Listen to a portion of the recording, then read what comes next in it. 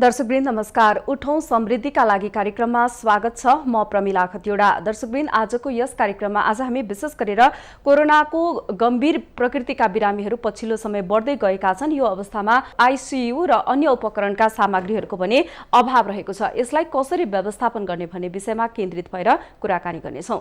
दर्शकवृन्द पछिल्लो समयमा कोरोनाको कारण गम्भीर बिरामी भएर सघन उपचारमा पुग्ने बिरामीको संख्या ह्वात्तै बढेको छ। गम्भीर प्रकृतिका बिरामी बढ्दै जाँदा अक्सिजन, आईसीयू र भेन्टिलेटरमा पनि चाप बढेको छ। यही दरमा गम्भीर प्रकृतिका बिरामी बढ्दै जाँदा आईसीयू तथा भेन्टिलेटर मात्रै अपुग हुने र मौजुदा जनशक्तिले पनि थेग्न नसक्ने सम्भावना बढेको छ। यतिखेर चाडपर्व पनि नजिकै रहेको छ। चाडपर्व नजिकै गर्दाखेरि कोरोना संक्रमितको संख्या पनि निकै नै बढ्दै गएको छ। यो अवस्थामा अब मानिसहरू आफै कसरी सचेत हुने र नियन्त्रणका उपाय के हुन सक्छन्, हामी यस विषयमा केन्द्रित भएर कुराकानी गर्न गइरहेका छौं। यतिखेर हामीसँग प्रत्यक्ष सम्पर्कमा जोडिसक्नु भएको छ वरिष्ठ चिकित्सक प्राध्यापक डाक्टर श्याममणि अधिकारी। डाक्टर साहब, स्वागत छ यहाँलाई। नमस्कार। हजुर डाक्टर साहब, यतिखेर विश्व स्तरमै कोरोना संक्रमितको संख्या दैनिक जसो वृद्धि हुँदै गइरहेको छ। नेपाल पनि यसबाट अछुतो रहन सकेको छैन। नेपालमा पनि यो समयमा भनौँ न पछिल्लो समयमा निकै नै संक्रमित संख्याहरू दोब्बर तेब्बर हुँदै गइरहेको अवस्था छ। हामी विश्वकोलाई अनुमान गर्दाखेरि नेपालको परिप्रेक्ष्यमा कुन स्थानमा रहेका छौँ या सुरक्षित हुने कति सक्ने अवस्थामा रहेका छौँ? हामी सबभन्दा ठुलो कुरा अब अरू ठाउँबाट फैलाउँदै गरेर हामी कहाँ पछि आएको हो। पछि आएको भए तापनि अहिलेको अवस्थामा चाहिँ हामी कहाँ निकै अनपेक्षित रूपमा यसको सङ्क्रमण चाहिँ बढ्दै गइराखेको छ र अन्यत्र पनि एकचोटि ठिक भएर फेरि दोहोरिएको अवस्था पनि छ। तर हामीकोमा चाहिँ यो पहिलोचोटिकै जुन बढ्दै जाने क्रम हो, यो चाहिँ अहिले एकदम चरम उत्कर्ष जस्तोमा पुगेको छ। त्यसैले अहिले हामीले अरू सबै कुरा भन्दा चाहिँ यसबाट कसरी बच्ने, यो सरुवा रोगहरूको एउटा सबभन्दा महत्त्वपूर्ण पाटो के हुन्छ त भन्दा लागिसकेपछि उपचार गर्नु त हाम्रो बाध्यता हो। तर त्योभन्दा राम्रो कुरा चाहिँ हामीले रोग कसरी लाग्दैन त्यो उपाय नै सबभन्दा महत्त्वपूर्ण पाटो हुन्छ। त्यसैले अहिलेको समयमा चाहिँ हामीले मुख्यतः के गरेर यसबाट बच्न सकिन्छ भन्नेतिरै चेतना बढाउने र यदि अब लागिसक्यो अहिलेको जस्तो यो अवस्थामा, जस्तो काठमाडौँ उपत्यकामै भनौँ अथवा नेपालभरि नै चाहिँ अब हस्पिटलमा भर्ना भएर उपचार गर्ने स्थिति चाहिँ ज्यादै कम भइसकेको छ। जति छ भएका हाम्रा क्षमताहरू चाहिँ लगभग एकदम पूर्ण क्षमतामा चाहिँ सञ्चालनमा आइसके जस्तो अवस्था छ। त्यसैले गर्दा यो बेलामा हामीले सबभन्दा बढी ध्यान दिनुपर्ने भनेको कसरी यसबाट बच्ने भन्नेतिरै ध्यान केन्द्रित गर्नुपर्छ र त्यसका लागि अपनाउनु पर्ने उपायबारे हामीले जनचेतना जागरण गर्ने काम चाहिँ व्यापक स्तरमा गरेकै छौँ। तैपनि यो चाहिँ अपर्याप्त भइरहेको छ। भन्दा मानिसहरूले, हामी जनताले नै भनौँ, यसमा चाहिँ जति ध्यान दिनुपर्ने हो, जति संवेदनशील भएर उपायहरू अपनाउनु पर्ने हो, त्यसतर्फ चाहिँ त्यति ध्यान दिएको ती उपायहरू अपनाउनमा चाहिँ हामी लागेको देखिँदैन। कतिपय मानिसहरू अहिले पनि यो केही पनि होइन, यसबाट केही पनि हुँदैन भन्ने खालको छ। यो मात्रै होइन, यो अलिकति सङ्क्रमण भइसकेपछि धेरै मान्छेलाई चाहिँ यसले यदि कडा लक्षण देखाइदियो भने, यद्यपि यसको सङ्क्रमण भइसके पनि थोरै प्रतिशतलाई मात्रै यसको गम्भीर असर हुने त्यस्तो स्थिति छ। तैपनि जसलाई गम्भीर असर हुँदै जान्छ उनीहरूको चाहिँ जान नै जाने गरेको यो चाहिँ हामी सबैले देखेको भोगेकै कुरा हो र यो सङ्क्रमण पनि असाध्यै धेरै प्रतिशत यसको हुने गरेको छ। त्यसैले गर्दा यसबाट बच्ने उपायहरू नै गर्नुपर्ने हाम्रो मुख्य दायित्व हुन आउँछ यो बेलामा र सँगसँगै उपचारका लागि गर्नुपर्ने उपायहरू त गर्नै परिहाल्छ। यो लागिसकेपछि उपचार गर्ने र त्योभन्दा महत्त्वपूर्ण चाहिँ अहिले व्यापक अझै जसरी फैलिँदै गएको छ सामुदायिक स्तरमा, प्रत्येक अब घर घरमा चाहिँ यो प्रवेश गरिसकेको जस्तो अवस्था छ काठमाडौँमा त। अनि यस्तो अवस्थामा चाहिँ अलि बढी सचेतना अपनाउनु पर्ने र यसको विरुद्ध लड्न सक्ने शरीरको क्षमता चाहिँ हामीले बढाउनु पर्ने हुन्छ।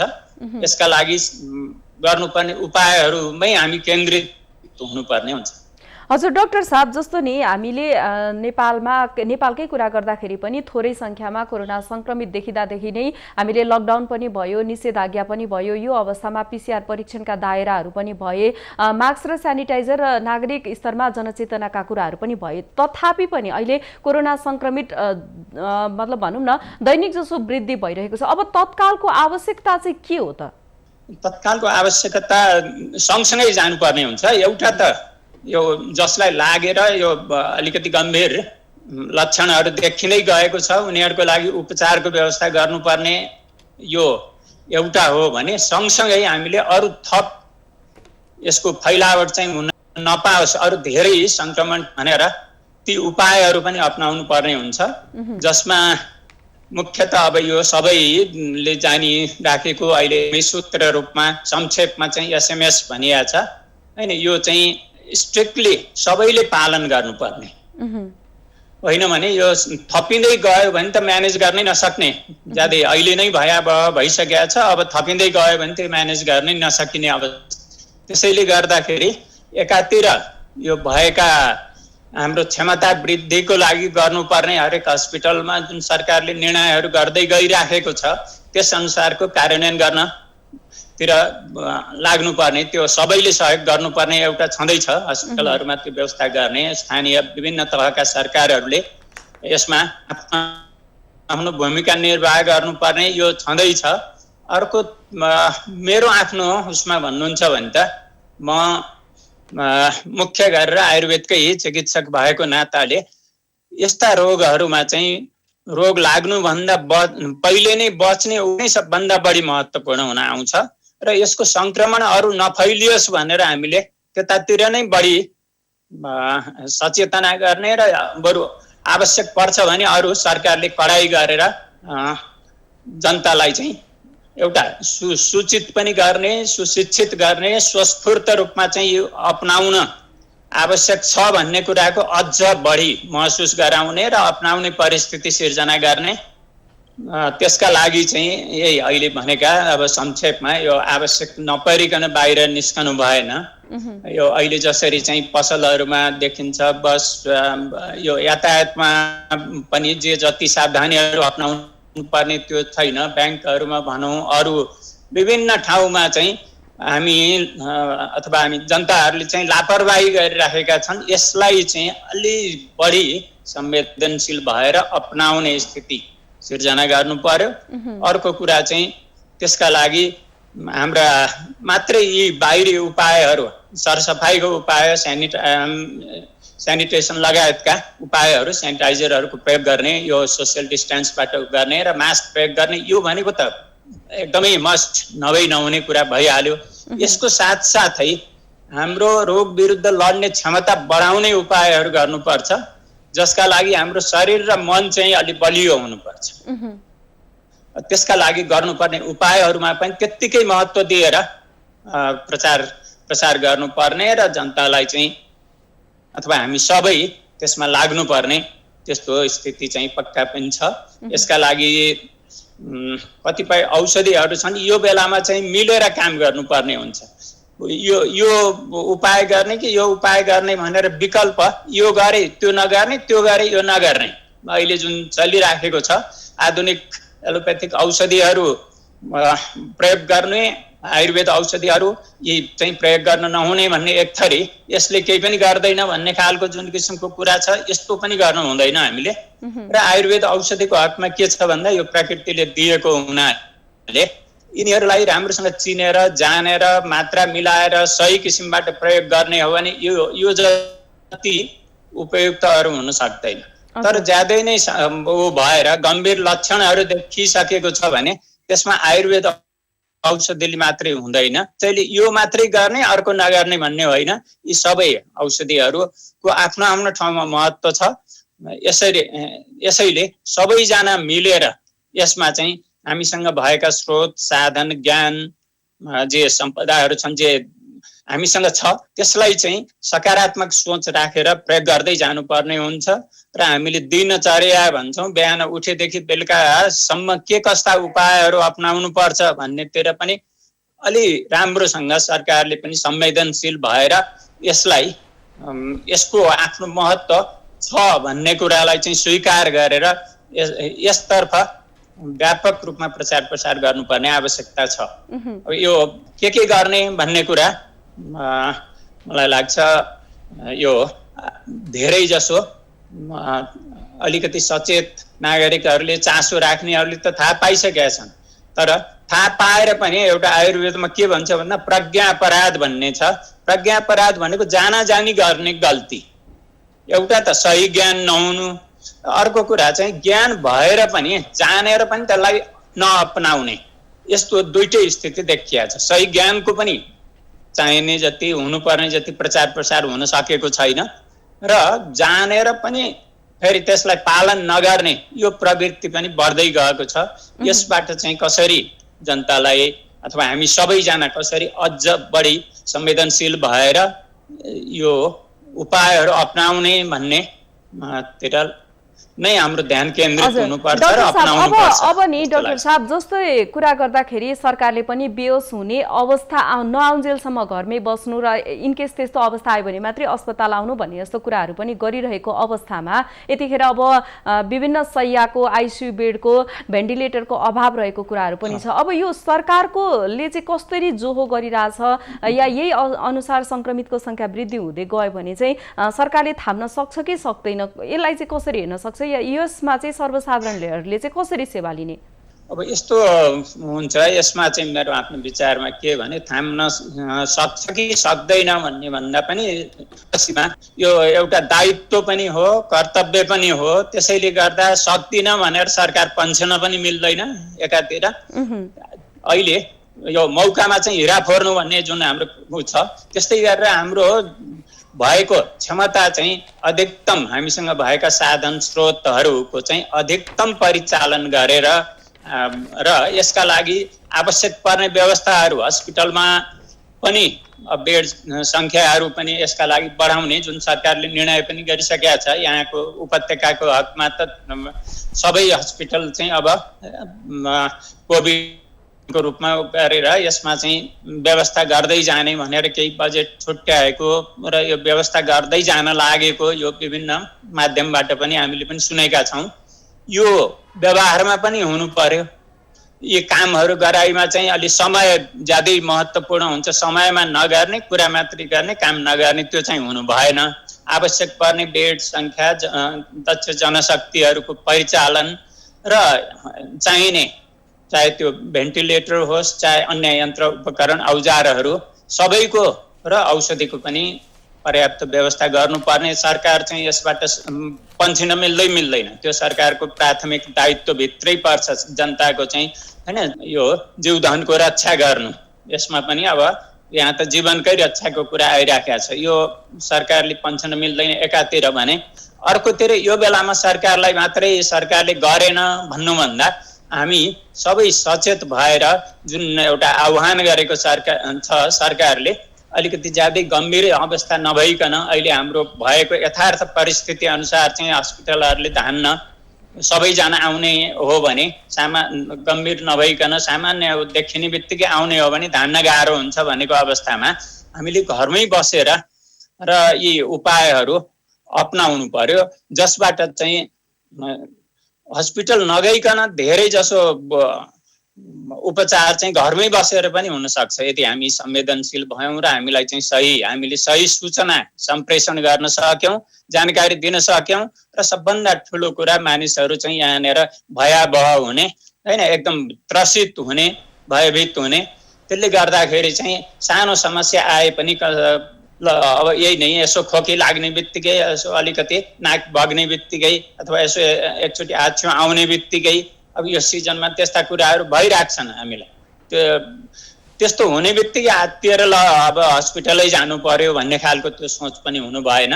यहाँ घरमा बसेर अपनाउनु पर्ने उपायहरू चाहिँ हामीले अपनाउनु पर्यो, जसभित्र धेरै कुराहरू आइसकेको छ। दिनचर्या भन्ने बिहानदेखि बेलुकासम्म हामीले के कस्ता दिनचर्या गर्ने, शरीरलाई चाहिँ कसरी यो रोग विरुद्ध लड्न सक्ने डाक्टर बनाउने, साहब, अहिले यो नि रोक्नको लागि पनि हो र लक्षण हजुर देखिसकेपछि पनि यी उपायहरू अपनाउनै पर्छ। फेरि रोग लागिसकेपछि चाहिँ छोड्ने खालका होइनन्।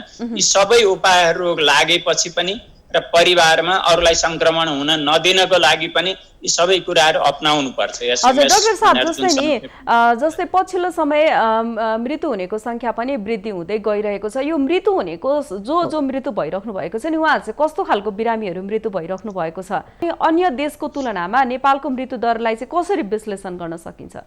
अनि यो पछिल्लो चरणमा हामी कहाँ पनि दरकै कुरा गर्ने हो भने संख्याको रूपमा हामी कहाँ कम भए तापनि मृत्यु दर चाहिँ अब हामी कहाँ अलि अनपेक्षित रूपमा बढ्दै गइराखेको यो हामी सबैले देखेकै छौँ। यसका लागि सबभन्दा धेरै चाहिँ के छ त भन्दा हामीले यी हाम्रा आँखा जुन मौलिक कुराहरू छन् यसलाई चाहिँ विश्वास नगर्ने र हरेक उसमा चाहिँ औषधि नै गर्नुपर्छ भन्ने जुन हामीले पहिला गल्ती पनि गऱ्यौँ भने अब त्यो त समयले सिक्दै जाने हो। सुरुमा चाहिँ केही लक्षण नहुँदै पनि हामीले हस्पिटलाइज गर्ने, अलिकति म्यानेजमेन्ट गर्न नसकेर भिडभाडहरू बढाउने आदि कुराहरू गऱ्यौँ। अहिले पनि त्यो भिडभाड ठाउँमा चाहिँ धेरै ठाउँमा त्यो देखिराखेको छ। यसबाट चाहिँ हामीले यस्तो परिस्थितिलाई चाहिँ हामीले अन्त्य गर्न सक्नुपर्छ र हामी कहाँ जुन बढ्दै गइराखेको छ त्यसको लागि अब सिरियस भइसकेपछि त हस्पिटलमै गएर उपचार गर्नुपर्ने त्यो बाध्यात्मक स्थिति हुन्छ। यसका लागि घरमै बसेर विभिन्न उपायहरू छन् जसबाट चाहिँ हाम्रो स्थिति कस्तो छ, अलि थप यो जटिल बन्दै जाँदैछ कि हामी चाहिँ त्यसै बढी त्रसित भइराखेका छौँ भन्ने त्यो बारेमा चाहिँ जनतालाई अझ बढी त्यस्ता उपायहरू छन् हैन, त्यसबारेको चेतना अलिक बढाउने र घरमा बस्दाखेरि पनि गर्नुपर्ने यी उपायहरू चाहिँ बढी अपनाउने, त्योतिर चाहिँ सबैले मिलेर यसमा चाहिँ यो भनेर चाहिँ यो चाहिँ ठिक छैन, यो ठिक छ भन्ने होइन कि सबै ठिक कुरालाई चाहिँ आफूले नजानेको चाहिँ यो ठिक छैन भन्ने होइन। हजुर डाक्टर साहब, मैले यहाँसँग फेरि पनि यहाँसँग जोडिन्छु। अहिले यतिखेर हामीसँग कृतिपुर नगरपालिकाका उपमेयर सरस्वती खड्का पनि जोडिसक्नु भएको छ। मैले उहाँलाई स्वागत गर्दै क्वेसन सोध्न चाहे। चाडपर्व नजिकिँदैछ, संक्रमण बढेको छ, स्थानीय तहको यतिखेर भूमिका कस्तो रहेको छ? धन्यवाद, नमस्कार यहाँलाई। चाडपर्व बढिराखेको छ, संक्रमणको संख्या पनि हामीले जति थियो यस्तो नहोला भन्ने सोचेको थियौँ, त्यो सोचाइभन्दा पनि फरक भएको छ। धेरै संक्रमितको संख्या बढेको छ र हामीले चरणदेखि यो जुन चेतनामूलक कुराहरू चाहिँ अगाडि बढाउने कामदेखि स्थानीय तह भएको हुनाले धेरै कुराहरू चाहिँ हामीले सजग रहनको लागि चाहिँ कामहरू गऱ्यौँ। जसले मास्क लगाउनै पर्छ भनेर अनिवार्य रूपमा मास्क लगाउने अभियान सुरु गराउनेदेखि हात धुने, साबुन पानीले हात धुने जुन चाहिँ हामीले त्यसमा चाहिँ यो हात धुनको लागि साबुन पानी नै ठाउँमा चाहिँ लिएर गएर हामीले यो पानी सहितको धारा सहितको चाहिँ व्यवस्थापन गर्ने कामहरूदेखि मास्क लगाउने, हात धुने, त्यसपछि चाहिँ चेतनामूलक कुराहरूमा स्वास्थ्यका मापदण्डहरू अपनाउन चाहिँ भौतिक दूरीहरू कायम गराउने कुराहरू, ती कुराहरूदेखि डिसइन्फेक्ट गर्ने कामहरूदेखि ती कामहरू हामीले बढायौँ। यद्यपि अब हामीले के लागेको थियो भने हामी सबैको लागि उपत्यकाको स्थानीय तहहरूलाई विशेष गरेर हामीले काठमाडौँ उपत्यकाको सम्भवतः काठमाडौँ उपत्यका प्रशासनहरू चाहिँ अलिकति नाकाहरूलाई कडाइ गर्न सक्यौँ भने काठमाडौँ उपत्यकामा अलिकति भयावह स्थिति हुँदैन कि भन्ने हामीले सोचेका थियौँ र त्यही अनुरूप नाकाहरूमा अनुगमन जाने कामहरू, नाकामा जाने, नाकालाई कडाइ गर्नुपर्छ भन्दै आयौँ। तर यद्यपि ती कुराहरूले मात्र पनि पुरा हुन सक्दैन। निषेधाज्ञा पश्चात पनि त्यसमा चाहिँ जुन काठमाडौँमा भित्रिनेहरूको सङ्ख्या क्रमशः रहँदै गयो। केही बाहिरिनु भएको थियो, जो जहाँ हुनुहुन्छ त्यहीँ बस्नुहोस् भन्दा पनि आउने जानेको सङ्ख्यामा त्यो हुन भइसकेपछि अहिलेको आइपुग्दाखेरि काठमाडौँ उपत्यकामा अरू जुन नेपालको तुलना गर्ने भने काठमाडौँ अहिले हामी छौँ र कीर्तिपुरको नै हेर्ने हो भने पनि कीर्तिपुरमा पनि धेरै सङ्ख्यामा कोभिड भएको छ। परिवारमै सबैजना, एउटा परिवार सबैजनामा सङ्क्रमण भएको अवस्था छ। त्यस्तो अवस्थामा हामी छौँ र यो अवस्थामा भएको हुनाले अब यो चाडपर्वसँग रहँदाखेरि चाहिँ चाडपर्व मनाउनेतिर चाडपर्व मनाएर हामी जाने गरी हामीले गर्ने हो भने चाहिँ हामी योबाट झनै धेरै चाहिँ कोभिडको सङ्ख्या हुन सक्ने अवस्थामा हामी पुग्छौँ भन्ने हामीले चाहिँ महसुस गरेका छौँ र पिसिआर ल्याब पनि हामीले स्थापना गऱ्यौँ। कीर्तिपुर नगरपालिकाले पिसिआर ल्याब स्थापना भएको छ जहाँ चाहिँ यो चाहिँ दक्ष जनशक्तिहरू पनि हामीले पटक पटक कुरा गरेका छौँ। जुन यो स्थानीय तहले मात्र पिसिआर ल्याब स्थापना गऱ्यौँ तर चलाउनको लागि हामीले कन्ट्याक्ट ट्रेसिङको लागि मात्र चलाएका छौँ। अहिले हामीसँग सीमित स्रोत साधनहरूले चलाउन सक्ने खालको अवस्था पनि हामीसँग छैन, अलिकति जटिलता छ र हामीले कुराकानी पनि गरेका छौँ। त्यो विभिन्न ठाउँहरूमा चाहिँ लाइन बस्नु भएको छ पिसिआर ल्याबको सङ्घीय सरकार नेपाल सरकारसँग नि कुराकानी गरेका छौँ।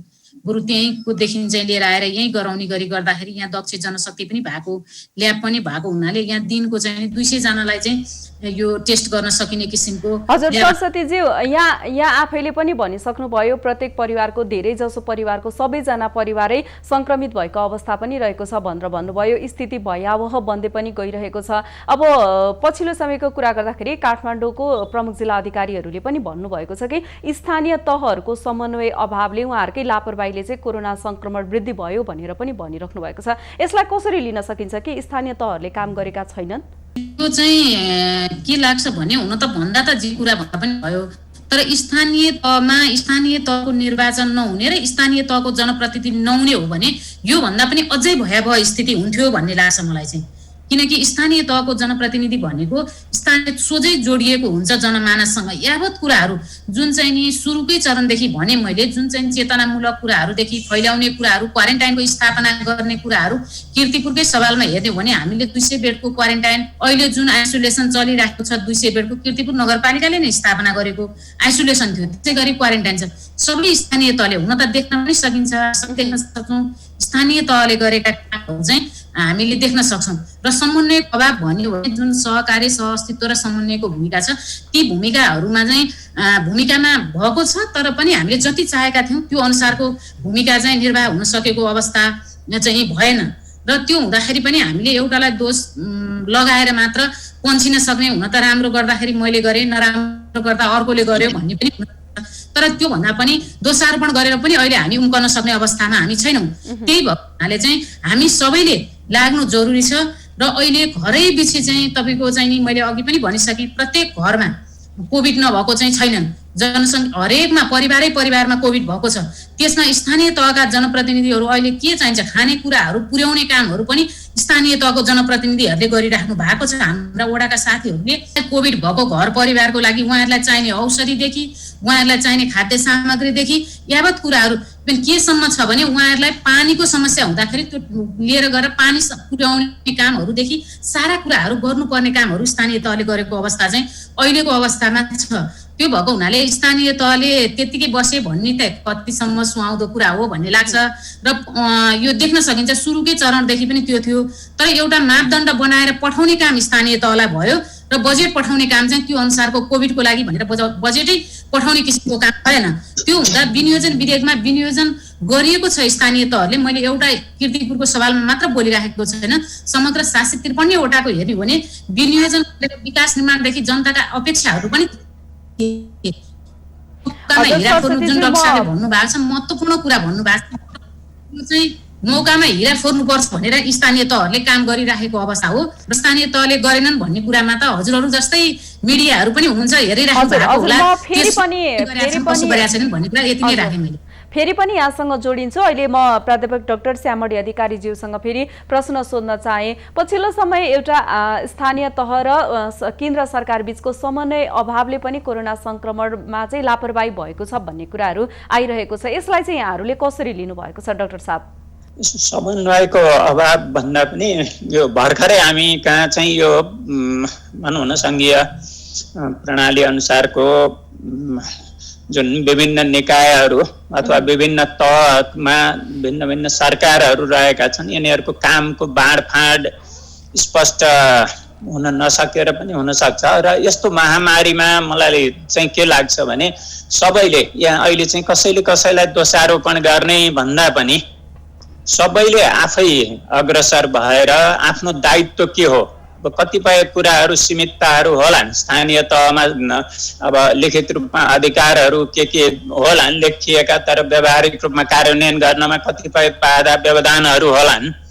त्यस्तै गरेर मुख्य चाहिँ मेरो आफ्नो भन्नुहुन्छ भने चाहिँ बढी जिम्मेवार यो नीतिगत निर्णयहरू गर्न र यो साधन स्रोतहरू जुटाइदिनको लागि केन्द्र सरकारकै यो निर्णयहरू गरेर यसरी जाने भनेर निर्देशन गर्ने काममा केन्द्र सरकारले नै बढी भूमिका खेल्नुपर्ने हुन्छ जस्तो लाग्छ। र अन्य यो प्रादेशिक तथा अझ त्योभन्दा पनि मुख्य गरेर स्थानीय तहले आफ्नो जिम्मेवारी बोध मलाई लाग्छ त्यो नगरेको त्यस्तो छैन होला।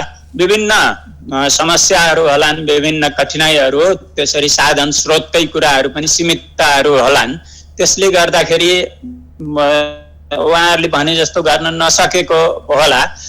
अघि हाम्रो खड्काज्यूले पनि भनिसक्नुभयो, उपमेयरज्यूले, कि यो राम्रो भयो भने आफूले जस लिने र नराम्रो भयो भने प्रवृत्तिबाट चाहिँ मुक्त भएर यो बेलामा यो प्याथी यो तह यसले गरेन भनेर अर्काले गरेन मैले चाहिँ गरेँ भन्नुभन्दा पनि आफूले पनि गर्ने र अर्कालाई पनि के कसरी अरू गर्न सक्ने, त्यसका लागि के कस्तो सहयोगको, के कस्तो समस्या समाधानको हुन नसकेको कारणले होला त्यो चाहिँ गरिदिनेतिर जानुपर्छ। एक आपसमा समन्वय गरेर सहकार्य गरेर र एकले अर्कालाई चाहिँ आरोप प्रत्यारोप भन्दा चाहिँ सबै मिलेर नै अगाडि बढ्नुपर्ने हुन्छ। अहिले मैले यो यसरी आरोप प्रत्यारोप भन्दा हामी आफ्नो कर्तव्यमा जुट्नु नै अहिलेको आवश्यकता हो जस्तो लाग्छ। हजुर उपमेयरज्यू, मैले फेरि पनि यहाँलाई प्रश्न सोध्न चाहे, जस्तो पछिल्लो समय यहाँहरूको स्थानीय तह र सरकार बीच चाहिँ समन्वय भएको छ कि छैन?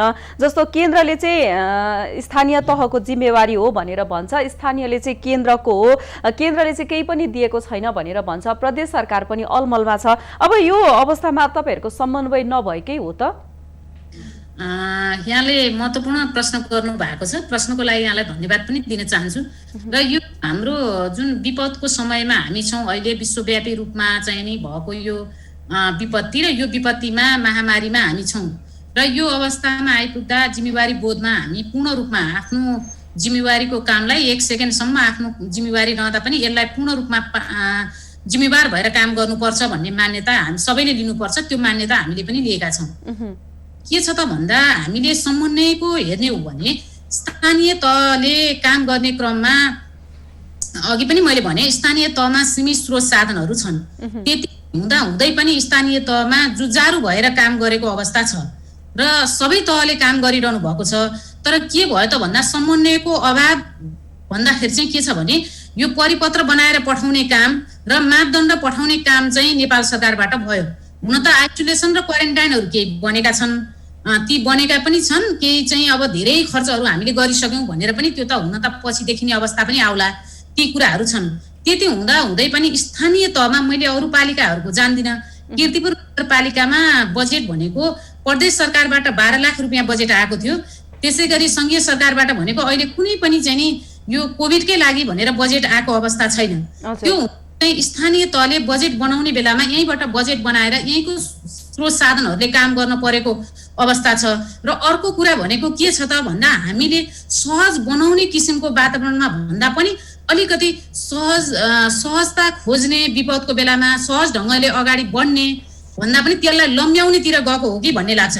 त्यो कसैको पनि अलिकति त्यसमा चाहिँ यो कहिलेकाहीँ सोचेर नै गरेको छ भने त्यो गलत हुन सक्छ, तर सोचिकन गरेको पनि हुन सक्छ, त्यो हामीले महसुस गरेका पनि हुन सक्छन्। हुन त आफू जुन ठाउँमा छ त्यो ठाउँलाई चाहिँ जो कोहीले पनि पल्ला भारी सम्झिने भएको हुनाले त्यो चाहिँ हाम्रो त्यो नै गलत प्रवृत्ति चाहिँ हो। समन्वयमा केही कुराहरूमा स्थानीय तहले कसरी काम गरिराखेका छन् त भन्ने कुराहरूमा चाहिँ प्रत्यक्ष निगरानी राखेर हेर्नुपर्ने कुराहरू नभइकन चाहिँ सोझै स्थानीय तहले गरेनन् र यो महामारी फैलियो भनेर भन्ने कुरा हो भने चाहिँ त्यो नितान्त गलत हो।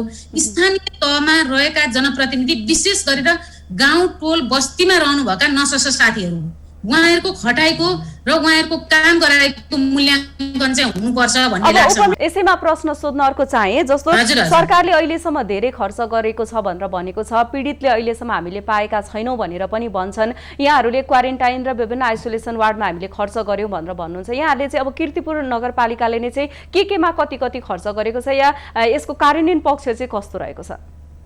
कीर्तिपुर नगरपालिकाले हामीले जुन यो कोभिडको जुन चीनको वेब प्रान्तको वुहान सहरबाट सुरु भयो कोभिड भनिसके पश्चात नै नेपालमा जब निषेधाज्ञा सुरु भयो, यो चाहिँ चैत्रको 11 गतेदेखि निषेधाज्ञा सुरु भएको थियो। चैतको 10 गते पश्चात नै हामी कुनै दिन पनि हामी जनप्रतिनिधिहरू घरमा बस्यौँ भनेर निषेधाज्ञा भएर घरमा बस्यौँ भनेको दिन रहेको छैन। हामी प्रत्येक दिन जनमानसमा नै छौँ, बाहिर नै छौँ। र त्यो अवस्था हुँदा सुरुको चरणमा हामीलाई पिपिई सम्म पनि हामीले लिन सक्ने अवस्था थिएन। त्यही भएको हामीले पिपिई पनि आफैले बनाएर पिपिई चाहिँ दिने काम चाहिँ स्वास्थ्य कर्मीहरूलाई गर्यौँ र औषधिहरूको अभाव त्यत्तिकै थियो। ती औषधिहरू दिने कामहरू, त्यसै गरी क्वारेन्टाइनहरू बनाउने कामहरू हामीले गर्यौँ भने स्वास्थ्यका लागि, स्वास्थ्य मापदण्डको लागि हात धुने सेनिटाइजरहरू चाहिँ प्रयोग गर्नुहोस् भन्ने व्यापक रूपमा चेतनामूलक कामहरू फैल्याउने कामहरू चाहिँ हामीले गर्यौँ।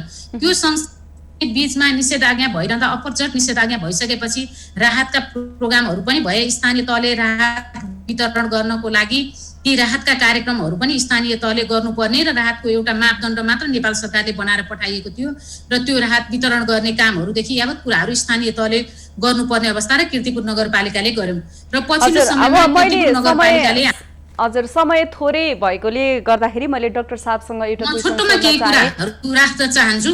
त्यो हुँदाखेरि हामीले चाहिँ PCR टेस्ट नै गर्नको लागि पनि एकदमै अप्ठ्यारो भइसकेपछि कीर्तिपुर नगरपालिकाले हामीले चाहिँ नि त्रिभुवन युनिभर्सिटीको बायोटेकसँग चाहिँ कुराकानी गरिसकेर यो हामीले त्रिभुवन युनिभर्सिटीकै यो रक्त सञ्चार केन्द्र छ जुन लायन्सको, त्यहाँ चाहिँ नि हामीले यो ल्याब स्थापना PCR ल्याब चाहिँ हामीले स्थापना गरेको अवस्था छ। र अहिले हामीले कन्ट्र्याक्ट ट्रेसिङको हेर्ने हो भने पुरमा एउटा राम्रो ढङ्गले कन्ट्र्याक्ट ट्रेसिङ भइरहेको छ। सङ्ख्यात्मक हिसाबले हेर्ने हो भने अब काठमाडौँको हुन त सानो पालिका भएर पनि होला, अरू पालिकाको तुलनामा त सङ्ख्या कमै छन्, तर पनि कुनै ठाउँमा चाहिँ परिवार नै बीच पनि हाम्रो चाहिँ एउटा परिवार सिङ्गो परिवारलाई कोभिड देखिएको अवस्था छ। विशेष फ्रन्टलाइनमा काम गर्ने स्वास्थ्य कर्मीहरू चाहिँ धेरै देखिएको अवस्था छ भने कर्मचारीहरू नै हाम्रै नगरपालिकाकै पनि कर्मचारीहरू देखिनु भएको छ। यो जो चाहिँ अगाडि रहेर जनप्रतिनिधिहरू देखिनु भएको छ त्यो खालको छ भनेपछि यो अहिले समुदायमा पुगिसकेको अवस्था छ। समुदायमा पुगिसक्दा पनि हामीले डिसइन्फेक्ट गर्ने कामहरूदेखि ती कुराहरूलाई अगाडि बढाएका छौँ र त्यो हुँदाखेरि अहिले स्थानीय तहले अहिले हामीले गरिराखेको भनेको जो चाहिँ नि कोभिड भएको छ उहाँहरूसँग हाम्रा स्वास्थ्य कर्मीहरूको परिचालन गरेर उहाँहरूसँग चाहिँ नियमित सम्पर्कमा रहने र स्वास्थ्य को उहाँहरूलाई के कुराहरू चाहिन्छ भन्ने कुराहरू चाहिँ त्यही ठाउँमा पुर्याउने काम चाहिँ हामीले गरिराखेका छौँ भने उहाँहरूसँगको अहिले मनोसामाजिक कुराहरूमा उहाँहरूलाई चाहिँ जोलाई कोभिड भएको छ उहाँहरूसँग चाहिँ मनोसामाजिक रूपले चाहिँ उहाँहरूलाई एउटा समुदायले हेर्ने दृष्टिकोणमा पनि फरक अहिले त के चरणमा त हजुर समय ती कुराहरूलाई पनि अगाडि बढाउने काम चाहिँ हामीले गरिरहेका छौँ। हजुर डाक्टर साहब, मैले छोटोमा एउटा क्वेसन सोध्न चाहेँ। जस्तो अहिले हामीले भनिहाल्यौँ कोरोनाको चाप एकदमै बढ्दै गएको छ, यो अवस्थामा भेन्टिलेटर आइसियुहरू अभाव रहेको छ। सरकारले चाहिँ अब यसलाई बढादिन जोहो गर्न चाहिँ के कस्ता कदम चालिनुपर्छ या भनौँ न यस्तो पनि भनिन्छ जस्तो कोरोना संक्रमणको दर चाहिँ कछुवाको तालमा छ, PCR टेस्ट चाहिँ कछुवाको तालमा छ। अब खराएर कछुवाको ताल भइरहँदाखेरि अब कसरीले चाहिँ सरकारले चाहिँ यसलाई व्यवस्थापन गर्नुपर्छ? छोटोमा मैले अघि नै पनि भनिसकेँ, संक्षेपमा एकदमै छोटकरीमा भन्नुपर्दा के त भन्दा अब यो सरकारले मैले गर्न सक्दिनँ भनेर पन्छिने त्यो खालको चाहिँ हुनु हुँदैन, आवश्यक व्यवस्था गर्नै पर्छ र यो सङ्ख्या नबढोस्। अब जे जति भइसक्यो, जति सङ्क्रमित भइसके ती भएर लक्षण देखिन बाँकी रहेका तिनलाई रोक्न सक्ने कुरा हुँदैन र अब चाहिँ नबढोस् भन्ने पहिलो ध्यान सँगसँगै यो व्यवस्था गर्ने एउटा छँदैछ, गर्नै पर्छ जसरी पनि। यो सरकारकै दायित्व हो, अरू कसैले आएर गरिदिने कुरा हुँदैन। किनभने निजी क्षेत्रले पनि आफ्नो आफ्नो ठाउँबाट सहयोग गर्नुपर्छ। यहाँनिर यो सरकारको दायित्व भनेर अरूले हात झिक्ने कुरा हुँदैन, सबैले आफ्नो ठाउँबाट गर्नुपर्छ। भएका साधन स्रोतहरूलाई परिचालन गर्नुपर्छ, सदुपयोग गर्नुपर्छ र अरू थप नभई नहुने जुन विभिन्न आकलनहरूले हामीलाई चाहिँ एउटा अड्कल भनौँ न यस्तो हुन्छ भन्ने कुरा पहिले नै आकलन गरिएका छन् र अहिले ती चाहिँ हुँदै आएका छन्। त्यस्तै पहिले नै हामीले अपनाउनु पर्ने सावधानी अपनाएनौँ, यसमा चाहिँ दुईमत छैन।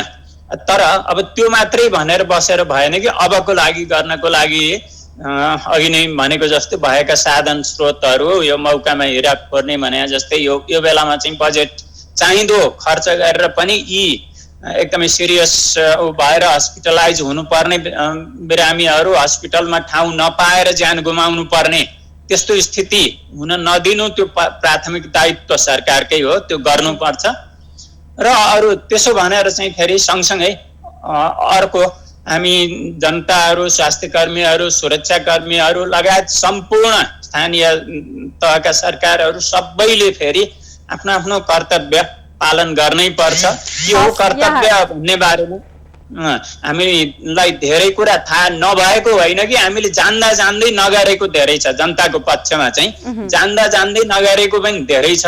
र यो चेतना जुन अब हामी सहरमा बस्नेहरू अलिकति मध्यम अथवा उच्च स्तरको जीवनयापन गर्नेहरूको कुरा छुट्टै छ। धेरै दुर्गम गाउँहरूमा कति शिक्षाको विभिन्न अवसरबाट वञ्चित छन्, तिनीहरूलाई पनि सूचना पुर्याउने र न्यूनतम यो जुन सरसफाइका कुराहरू र यो बिहानदेखि बेलुकासम्म गर्नुपर्ने यी खानपान, यो उसले औषधिले मात्रै हुने कुरै होइन, यो उपचारले मात्रै हुँदैन। रोकथाम पहिलो हो र दोस्रोमा चाहिँ औषधि सँगसँगै खानपान र हाम्रा आचरण व्यवहारहरू, योगासन, प्राणायाम लगायतको यसको महत्त्वलाई चाहिँ कम आँक्नु हुँदैन।